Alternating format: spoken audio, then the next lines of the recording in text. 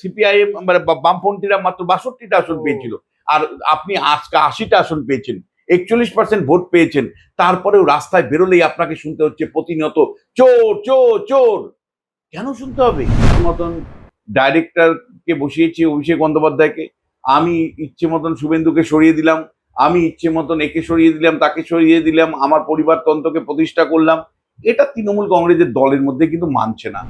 থেকে সময় সায়নী ঘোষের সম্পত্তি আছে, আরো অনেক সম্পত্তির কথা সামনে আসছে। তো আইনত দিক থেকেও একটা বড়সড় সমস্যার মধ্যে পড়তে হবে, এবং সরকার যদি উদ্যোগী হয় হয়তো জেলেও যেতে হতে পারে অভিষেক।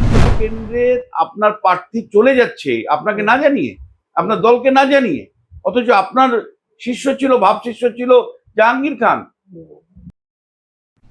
ভাবো মমতা বন্দ্যোপাধ্যায় কোন বার্তা দিয়েছিলেন, বলেছিল যে আপনাদের বুকে লিখে বলতে হবে যে আমি বিজেপি করি না, বুকে লিখে বলতে হবে আপনি আমি বিজেপি করি না। ময়নাগুড়িতে খুব এমনকি জাহাঙ্গীরের মতন লোকরাও তারা যখন সিদ্ধান্ত নিচ্ছে, দলের সাথে কথা না বলেই সিদ্ধান্ত নিচ্ছে, বুঝতেই পারছো যে প্রত্যেকেই চাচা আপন প্রাণ বাঁচা, জাহাঙ্গীরও আপন প্রাণ বাঁচানোর চেষ্টা করছে।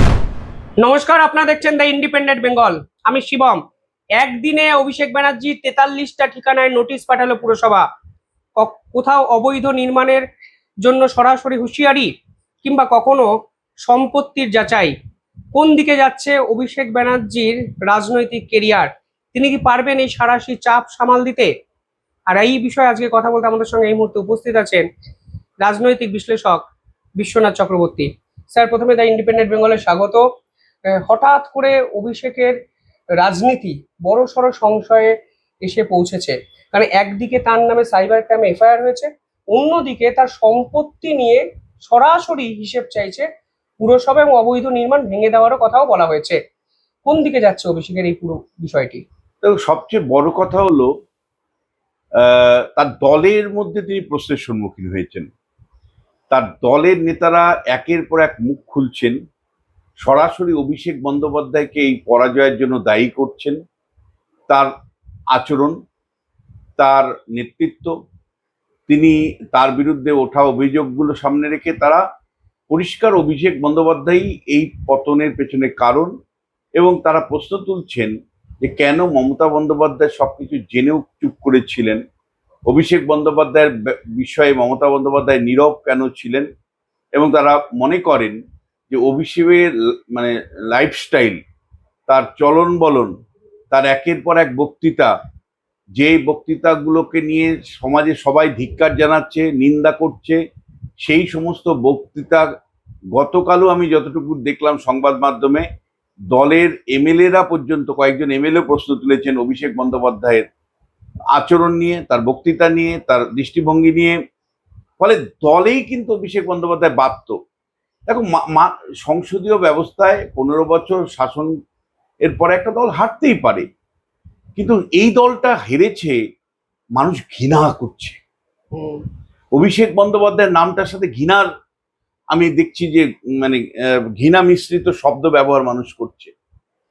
দেখো, মানে এইটা সাধারণত আমরা দেখেছি চাউসেস্কু, রোমানিয়ার শাসক, দীর্ঘদিন শাসন করবার পরে যে তার অত্যাচারের কাহিনী, এবং তারপরে মানুষ তার রাজপ্রসাদকে আক্রমণ করে যেভাবে ঘৃণা দেখিয়েছিলেন, সেই ঘৃণা একইভাবে আমার খারাপ লাগছে। কারণ দেখো, দিনের শেষে আমরা পার্লামেন্টারি ডেমোক্রেসি বা সংসদীয় ব্যবস্থায় থাকি, এখানে একদল জিতবে একদল হারবে, কিন্তু হারার পরে মানে যতদিন শাসন ছিল, প্রশাসন ছিল আমার হাতে, পুলিশ প্রশাসন ছিল, আমি কিছু মানে লোক কিছু বলতে পারিনি। যেই প্রশাসন বাইরে গেছে, মানুষ আপনাকে কেন ঘৃণার চোখে দেখছে, মানুষ কেন আপনাকে নিন্দা করছে, কেন দলের মধ্যে আপনি প্রশ্নের সম্মুখীন হচ্ছেন, কেন আপনার অতীতের বক্তব্যগুলোকে সামনে এনে মানুষ রিম তৈরি করছে, ভাইরাল তৈরি করছে, একটা ঘৃণার চোখে দেখছে। দেখো, এই ছবি চাউসেস্কু নিয়ে আমি বলছিলাম, মানে কর্তৃত্ববাদী শাসকরা যেখানে গণতন্ত্রকে বাদ দিয়ে নিজের হাতে পুরো ক্ষমতা নিয়ে নেয়, সেই কর্তৃত্ববাদী শাসকদের কিন্তু সর্বক্ষেত্রে কিন্তু এই ধরনের মানে জনরোষের সম্মুখীন হতে হয়েছিল, মানুষের ক্ষোভের ঘৃণার চোখের সম্মুখীন হতে হয়েছিল। ডেমোক্রেটিক কান্ট্রিতে কেন হবে? অন্য রাজ্যেও তো ক্ষমতার বদল হয়। আজকে কর্ণাটকে একাধিকবার ক্ষমতা বদল হয়েছে, তোমার গিয়ে আমাদের কেরালাতে তো নিয়মিত 5 বছর অন্তর বদল হয়। তামিলনাড়ুতে বদল হয়েছে। তুমি আমায় বলো, তামিলনাড়ুতে এই ছবি তুমি দেখেছো কোনো মানে ডিএমকে নেতার বিরুদ্ধে অভিযোগ উঠছে এইভাবে, বা মানুষ ঘৃণার চোখে মানে স্ট্যালিনকে দেখছে? তুমি আমায় বলতে পারো যে যেটা? এবং এটা কিন্তু অনেকটা তোমাকে আমি বলছি যে ধরো আহ, আফগানিস্তানের যিনি শাসক ছিল হাবিবুল্লাহ, তার শাসনকালে মানে কমিউনিস্টদের অধীনে তার শাসনকালেও কিন্তু এরকম ঘৃণার চোখে মানুষ দেখেছিল, তার পরিণাম খুব খারাপ হয়েছিল, সেটা অবশ্যই নিন্দাযোগ্য।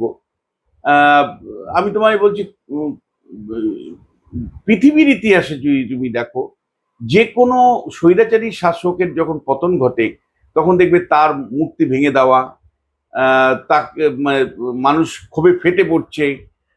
আজকে তুমি আমায় বলো, আপনি পরাজিত হতেই পারেন একটা সংসদীয় ব্যবস্থায়, আপনার অতীতের আচরণকে মনে রেখে কেন আপনার বাড়ির সামনে গিয়ে মানুষ ঘৃণা ভরে কথা বলছে? কেন করছে এটা? তো মানুষ তো পাগল হয়ে যায়নি রে বাবা। এবং গার্ডরেল সরে গেছে বলে উচ্ছ্বাস প্রকাশ করছে, মানুষ উচ্ছ্বাস প্রকাশ করছে কেন? কেন আজকে সংসদীয় ব্যবস্থায় ফলতা কেন্দ্রে আপনার প্রার্থী চলে যাচ্ছে আপনাকে না জানিয়ে, আপনার দলকে না জানিয়ে, অথচ আপনার শিষ্য ছিল, ভাব শিষ্য ছিল জাহাঙ্গীর খান। প্রশ্ন উঠবে, তাহলে শেষ পর্যন্ত দলের মধ্যেই আপনি বিরোধের সম্মুখীন হচ্ছেন না তো, বিদ্রোহের সম্মুখীন হচ্ছে না তো? ফলে সেই জায়গা থেকে আমি তোমায় বলছি, প্রথম চ্যালেঞ্জটা কিন্তু অভিষেক বন্দ্যোপাধ্যায়ের জনগণের থেকে এসছে। জনগণ কিন্তু প্রশ্ন করছেন যে তার এই ল্যাভিশ লাইফের উৎস কি ছিল। তা তিনি যে ধরনের বক্তব্যগুলো রাখছেন সেগুলো নিয়ে এখন কাটাছেঁড়া হচ্ছে।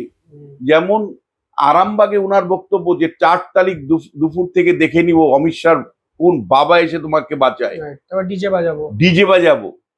আজকে মূলক প্রশ্ন তুলছেন যে দক্ষিণ চব্বিশ পরগনায় সম্ভবত ফলতাতে দাঁড়িয়ে উনি বলছেন যে আসার সময় জাহাঙ্গীর আমায় বলল যে দাদা চুল্লি আমাকে দিও, চুল্লি। তখন আমি বললাম যে 4 তারিখে জয়ের পরে তো অনেকে আনন্দে হার্টফেল হবে, সেই এদের এদের তো ব্যবস্থা করতে হবে। তুমি ভাবো কোন লেভেলে, যদি 4 তারিখে সত্যি রাজ্যে বিজেপি ক্ষমতায় না আসতো, পরিবর্তন না হতো, 21 সালে কি ভায়োলেন্স হয়েছে, ভয়ঙ্কর ভায়োলেন্স, স্টেট স্পন্সর্ড ভায়োলেন্স, পুলিশকে সঙ্গে নিয়ে, গুন্ডাগার্ডদের সঙ্গে নিয়ে যে বার্তা অভিষেক বন্দ্যোপাধ্যায় দিয়ে রেখেছিলেন, মমতা বন্দ্যোপাধ্যায় দিয়ে রেখেছিলেন। তুমি ভাবো মমতা বন্দ্যোপাধ্যায় কোন বার্তা দিয়েছিলেন? বলেছিল যে আপনাদের বুকে লিখে বলতে হবে যে আমি বিজেপি করি না, বুকে লিখে বলতে হবে আপনি আমি বিজেপি করি না। ময়নাগুড়িতে খুব সম্ভবত জনসভায় দাঁড়িয়ে উনি এই কথা বলেছিলেন, যার সমালোচনা ওই মুহূর্তেই আমরা করেছিলাম। আপনার তো মনে আছে অভিষেক ব্যানার্জি কিছু বছর আগে বিজেপি নেতাদের বাড়ি ঘেরাওয়ের একটা নিদান দিয়েছিলেন। ফলে দেখো, আমি কিন্তু বলছি যে পাপ বাপকেও ছাড়ে না। অভিষেক বন্দ্যোপাধ্যায় দেখো, মমতা বন্দ্যোপাধ্যায় অন্ধ ধৃতরাষ্ট্রের মতন হয়ে গেছিলেন। মমতা বন্দ্যোপাধ্যায়কে ক্ষমতায় আনার পেছনে যারা ছিল, মুকুল রায় ছিল, শুভেন্দু অধিকারী ছিল, এই মানুষগুলোকে অস্বীকার করে, কার্যত তাদের কর্তৃত্বকে অস্বীকার করে, তাদেরকে অবনমন করে যেভাবে তার ভাইপোকে তিনি স্থান দিয়েছিলেন, সেটা কিন্তু কেউই মেনে নিতে পারেনি। মুকুল রায়ও আমাকে বলেছেন যে এটা মেনে নেওয়া যায় না বিশ্বনাথ। আমি কিন্তু বলছি, শুভেন্দু অধিকারী তো প্রকাশ্যেই বলেন যে মানে ভাইপো নিয়ে। তাহলে আমার প্রশ্নটা হচ্ছে, মমতা বন্দ্যোপাধ্যায় কেন একজন মানে অন্ধ হয়ে গেলেন?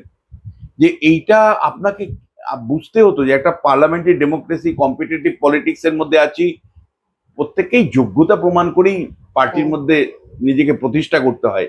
বিশেষ করে পশ্চিমবাংলার মতন রাজনৈতিক সচেতন রাজ্যে সেখানে মানে পরিবারতন্ত্র চলে না। আপনি কেন হঠাৎ করে দিল্লিতে যে লোকটি ছিল তাকে নিয়ে চলে আসলেন, এসে আপনি অল্প সময়ের মধ্যে যুবা বলে একটা প্যারালাল অর্গানাইজেশন করলেন শুভেন্দুকে চাপে রাখার জন্য। দুদিন পরে শুভেন্দুকে সাইডলাইন করে দিলেন, তাকে যুব সভাপতি করে দিলেন। ফলে এটা সামহাও আমার মনে হয়েছে যে মমতা বন্দ্যোপাধ্যায় যে তৃণমূল কংগ্রেসটাকে প্রাইভেট প্রপার্টি করেছিলেন, আজকে সেই প্রাইভেট প্রপার্টির যে কনসেপ্টটা, যে আমি আমার ইচ্ছে মতন আমি ডাইরেক্টরকে বসাবো, আমি ইচ্ছে মতন ডাইরেক্টরকে বসিয়েছি অভিষেক বন্দ্যোপাধ্যায়কে, আমি ইচ্ছে মতন শুভেন্দুকে সরিয়ে দিলাম, আমি ইচ্ছে মতন একে সরিয়ে দিলাম, তাকে সরিয়ে দিলাম, আমার পরিবারতন্ত্রকে প্রতিষ্ঠা করলাম। এটা তৃণমূল কংগ্রেসের দলের মধ্যে কিন্তু মানছে না। এবং আমি তোমায় বলছি, শুভেন্দু অধিকারী বেরিয়ে যাওয়া, শুভেন্দু অধিকারী আজকে মধুর প্রতিশোধ মমতা বন্দ্যোপাধ্যায়ের বিরুদ্ধে নিল। একদিন আপনি তাচ্ছিল্য করেছিলেন, একদিন আপনি দিল্লি থেকে ভাইপোকে এনে আমার মাথার উপর বসিয়ে দিয়েছিলেন, আমাকে সাইডলাইন করে দিয়েছিলেন, আমার নেতৃত্বকে অস্বীকার করে দিয়েছিলেন। আজকে দল থেকে বেরিয়ে গিয়ে সমস্ত পদ ছেড়ে দিয়ে তিনি বিজেপিতে জয়েন করলেন। 21-এ পারেননি, কিন্তু 26-এ সাফ করে দিলেন। আজকে আপনার দলের অস্তিত্ব নিয়ে প্রশ্ন। আপনি যাকে উত্তরসূরি বানিয়েছিলেন মমতা বন্দ্যোপাধ্যায়, সেই অভিষেক বন্দ্যোপাধ্যায়ের অস্তিত্ব নিয়ে প্রশ্ন। আপনার দলের লোক আপনার অভিষেক বন্দ্যোপাধ্যায়কে মানছে না। সাধারণ নাগরিকদের মধ্যে একটা মানে বলা যায় যে নেগেটিভ মানে ভাবমূর্তি অভিষেক সম্পর্কে প্রকাশ পাচ্ছে। মমতা বন্দ্যোপাধ্যায় আপনি বুঝুন, আপনি জননেত্রী ছিলেন বছরকে বছর যখন বিরোধী ছিলেন। আজকে 15 বছর শাসনকাল এমন একটা পরিস্থিতি তৈরি করেছিলেন যেটা দুর্বৃত্তদের শাসন, তার প্রতিনিধিত্ব করছিল অভিষেক বন্দ্যোপাধ্যায়। আজকে মানুষ কেন ওর বাড়ির সামনে গিয়ে গালাগালি করছে? এটা কি আপনি মনে করেন বিজেপি করাচ্ছে? সাধারণ মানুষ গিয়ে বলছে এই বৈভব কি করে হলো, এত অল্প সময়ের মধ্যে কি করে হলো? আজকে বিরোধী রাজনৈতিক দল কেবল প্রশ্ন তুলছেন তা নয়, একটা বড় অংশের সংবাদ মাধ্যমে প্রতিনিয়ত প্রশ্ন তোলা হচ্ছে যে এত অল্প সময়ের মধ্যে এত বিপুল পরিমাণে ঐশ্বর্য কি করে হলো। আজকে কলকাতা কর্পোরেশনের নোটিশ গেছে অভিষেক বন্দ্যোপাধ্যায়ের বাড়িতে। আজকে পুরো পশ্চিমবাংলা বাঙালি সমাজের যে রাজনৈতিক দুর্বৃত্তায়ন এবং একই সাথে যে প্রাতিষ্ঠানিক দুর্নীতি, সেটা আপনি আমাদের প্রত্যেকটা জীবনে রন্ধে রন্ধে পৌঁছে দিয়েছেন। আর সেই প্রাতিষ্ঠানিক দুর্নীতির প্রতিভূ হিসাবে আপনার পরিবারকে তুলে ধরছে সবাই। কেন কেন মমতা বন্দ্যোপাধ্যায় আপনি মানুষের সাথে প্রতারণা করলেন? আপনি এমন নিজের পরিবারতন্ত্রকে প্রতিষ্ঠা করতে গিয়ে, অভিষেক বন্দ্যোপাধ্যায়কে প্রতিষ্ঠা করতে গিয়ে আপনি দলকে মানে অবজ্ঞা করেছেন, দলের নেতৃত্বকে অবজ্ঞা করেছেন। যারা রক্ত ঘাম এক করে আপনাকে ক্ষমতায় এনেছিল 2011 সালে, তাদের অস্বীকার করেছেন।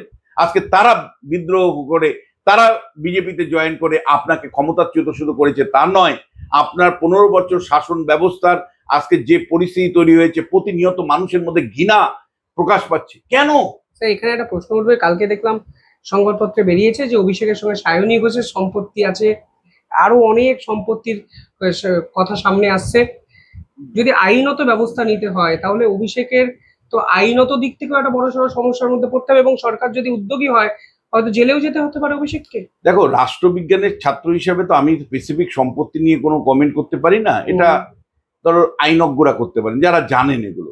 কিন্তু আমি একজন পলিটিক্যাল সায়েন্সের ছাত্র হিসাবে আমি অবজার্ভ করছি যে মমতা বন্দ্যোপাধ্যায় সততার প্রতীক হিসাবে নিজেকে প্রতিষ্ঠা করেছেন। 11 সালের নির্বাচনে গলিতে গলিতে ছিল সততার প্রতীক, মমতার ছবি সততার প্রতীক। আজকে মমতাকে কেন বলতে হচ্ছে? মমতা বন্দ্যোপাধ্যায় সম্পর্কে সাধারণ মানুষের একটাই বক্তব্য যে তিনি দুর্নীতির প্রতীক। সততার থেকে দুর্নীতির প্রতীকে পরিণত কে করলো? মমতা বন্দ্যোপাধ্যায় নিজে করেছেন।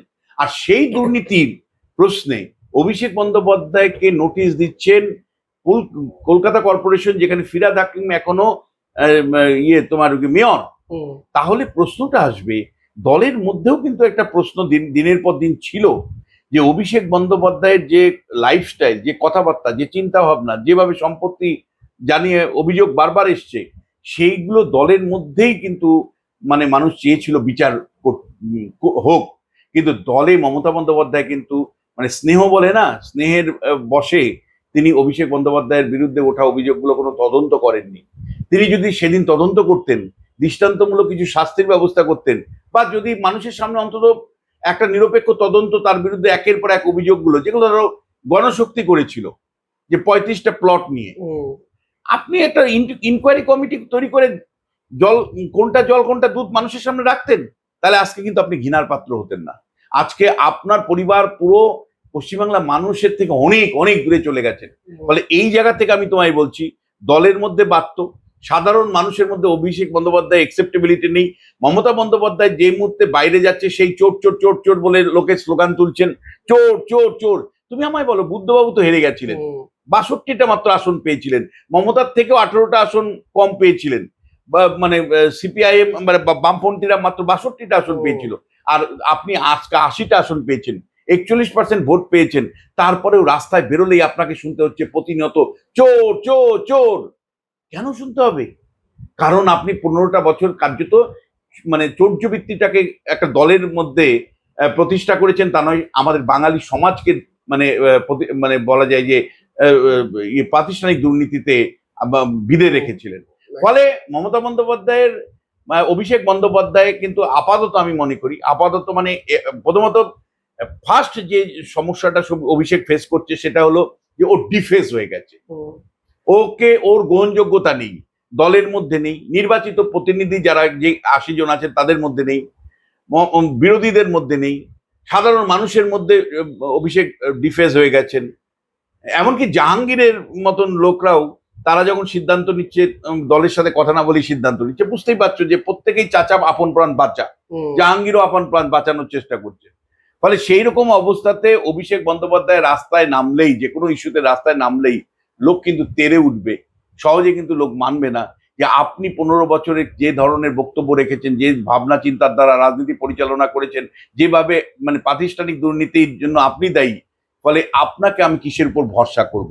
ফলে আমি বলছি মমতা বন্দ্যোপাধ্যায় অভিষেক বন্দ্যোপাধ্যায়ের বাইরে গিয়ে যদি তৃণমূল কংগ্রেস পরিচালিত হয় তাহলে একরকম, কিন্তু আপাতত দেখো রাজনীতিতে পুণ্যচ্ছেদ বলে কিছু নেই, কিন্তু আপাতত মমতা বন্দ্যোপাধ্যায় অভিষেক বন্দ্যোপাধ্যায় রাস্তায় নামলে বা কোনো বিরোধী দলের ভূমিকা পালন করলে মানুষ মেনে নিবে না। যেমন করে কুণাল ঘোষকে মানবে না। কুণাল ঘোষ যতই এই টেলিভিশন চ্যানেলে ওই টেলিভিশনের চ্যানেলে বলুক, মানে মানুষের মনের মধ্যে যেভাবে গেঁথে গেছে, যে ধরনের কথাবার্তা বলেছে, শুভেন্দুর বাবা মা পর্যন্ত ছাড় পায়নি কুণাল ঘোষের দ্বারা, যে ল্যাঙ্গুয়েজ কুণাল ঘোষ বলেছে, আমি মনে করি যে কুণাল ঘোষ কিন্তু মানুষের হয়তো সংখ্যালঘু মুসলিমদের দৌলতে, আমি যে বুথ লেভেলের ফলাফল দেখলাম, সংখ্যালঘু মুসলিমদের ওয়ার্ডগুলোতে জিতে বেরিয়ে আসলেন, কিন্তু দিনের শেষে কিন্তু আমি বলছি যে লার্জার যে সোসাইটি, তাতে কুণাল ঘোষের কোনো অ্যাকসেপ্টেবিলিটি নেই। সে যতই টেলিভিশনে বলুক না কেন, যতই বড় বড় চ্যানেলে প্রোগ্রাম করুক আর যাই করুক, কুণাল ঘোষের অ্যাকসেপ্টেবিলিটি নেই, অভিষেক বন্দ্যোপাধ্যায়ের অ্যাকসেপ্টেবিলিটি নেই, মমতা বন্দ্যোপাধ্যায়ের অ্যাকসেপ্টেবিলিটি নেই। ফলে সেই জায়গা থেকে দুটো তিনটে জিনিস আমি বলি, বিজেপি যদি বড় ভুল করে সেটা আলাদা কথা। দেখো রাজনীতিতে ভুল করতেই পারে মানুষ, এই কথাগুলো কিন্তু একটু ভালো করে শুনবেন।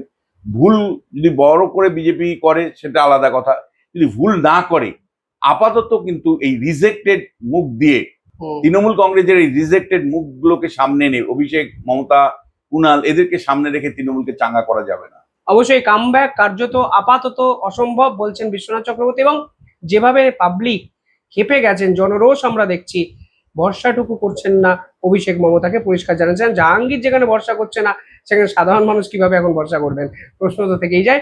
দেখতে থাকুন দ্য ইন্ডিপেন্ডেন্ট বেঙ্গল। অসংখ্য ধন্যবাদ স্যার, ধন্যবাদ আপনাদেরও, ধন্যবাদ।